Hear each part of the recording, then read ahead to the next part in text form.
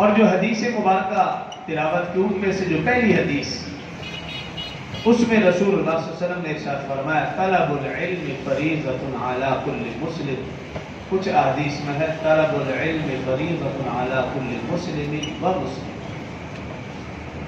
علم حاصل کرنا ہر مسلمان مرد و عورت پر فرض ہے. یہاں پہ لفظ علم نہیں العلم ہے. طلب العلم عربی زبان میں صرف علم کا لفظ نہیں ہے. اگر صرف علم کا لفظ ہو اس سے مراد ہر علم، بلکہ اس سے مراد اس کائنات کی ساری معلومات. لیکن لفظ علم ہے نہیں حدیث میں، لفظ العلم ہے. علم کے اوپر الف لام ہے، اور یہ الف لام ہمیں کچھ بتانا چاہ رہا ہے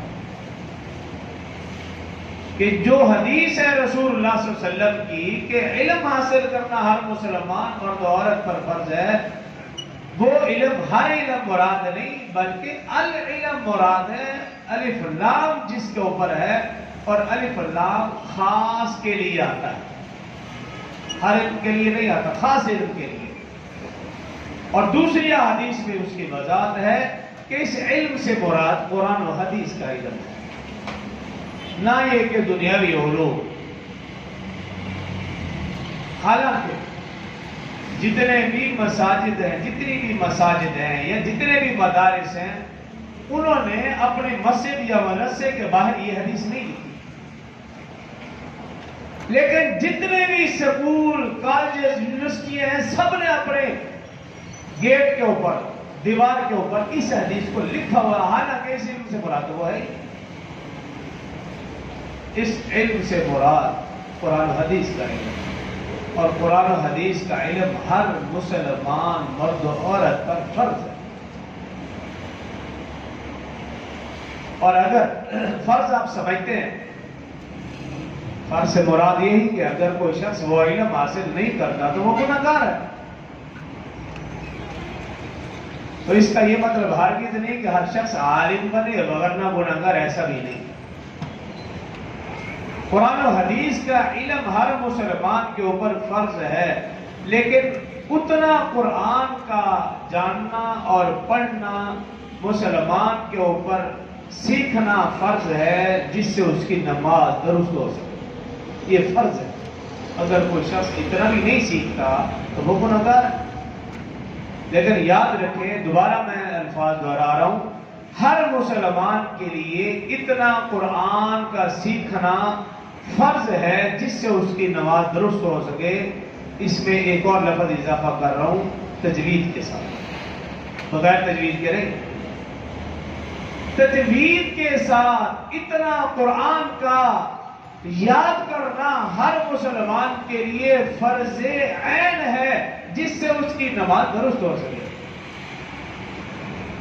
اگر آپ تجوید کے ساتھ نہیں پڑھتے، اس کا مطلب یہ ہے کہ کہیں نہ کہیں کمی ہے، اس کو دور کرنے کی کوشش کرنی چاہیے.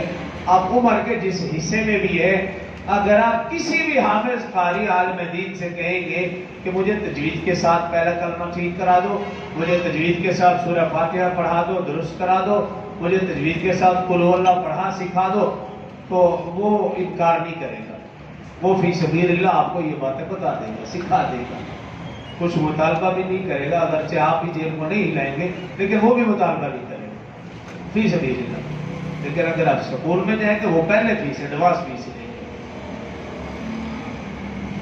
تو اتنا علم حاصل کرنا ہر مسلمان کے اوپر فرض عین ہے کہ اس کی نماز درست ہو سکے تجوید کے ساتھ. اور اسی طرح نماز کے فرائض واجبات سنتیں، وضو کے فرائض واجبات سنتیں، غسل کے فرائض واجبات سنتیں، ہر مسلمان مرد و عورت کے لیے ان کو یاد کرنا سیکھنا فرض ہے. معلوم ہوگا تو ہماری نماز درست ہوگی. اگر فرض واجبات سنتیں معلوم نہیں تو وضو کیسے درست، غسل کیسے درست، نماز کیسے درست؟ جب معلوم ہی نہیں. معلوم ہوگا تو ہمارا وضو، ہماری نماز، ہمارا غسل درست ہوگا. اگر معلوم نہیں تو پھر کہیں غلطی ہے تو معلوم نہیں ہوگا. یا دوسرے لفظوں میں یوں سمجھو ہر مسلمان کے لیے 6 چیزوں کا علم ضروری ہے، جائز ناجائز، حلال حرام، پاک اور ناپاک۔ ان 6 چیزوں کا علم ہر مسلمان مرد و عورت کے اوپر فرض عین، اگر وہ نہیں حاصل کرتا تو گنہگار۔ اور اگر آپ پریشان ہیں کہ ان چیزوں کو کب اور کیسے اور کس طرح سیکھیں، آسان حل جو گزشتہ جمعہ میں نے عرض کیا تھا، آپ درد تبلیغ میں چلے گئے، ساری باتیں بآسانی بغیر مشقت کے آپ کو یہ یاد ہو جائے گی، بغیر مشقت کے بآسانی۔ نہ وہاں کوئی مذہب کا مسئلہ، نہ مسلک کا مسئلہ، نہ کوئی رفع دین کا مسئلہ، نہ آمین اونچی نیچی کہنے کا مسئلہ، نہ ہاتھ اوپر نیچے باتیں کا مسئلہ ہوگا، نہ پاؤں کھلے اور اکٹھے کر، کوئی بھی مسئلہ نہیں ہوگا آپ کو، کسی بھی قسم کی کوئی پریشانی نہیں۔ آپ وقت لگا لو، یہ ساری چیزیں آ جائیں گی اور اچھے طریقے سے آ جائیں گی انشاءاللہ، یہ آسان آپ کے پاس آ جائے گی۔ کیونکہ آپ کو حافظ قاری عالم امام صاحب سے پوچھتے ہوئے تو شرم آتی ہے، مدرسے جاتے ہوئے تکلیف ہوتی ہے، تو آپ کے لیے آسان اور راحت والا حل یہ ہے، آپ اس کو اپنائیں گے تو اسی میں آپ کی خیر ہے۔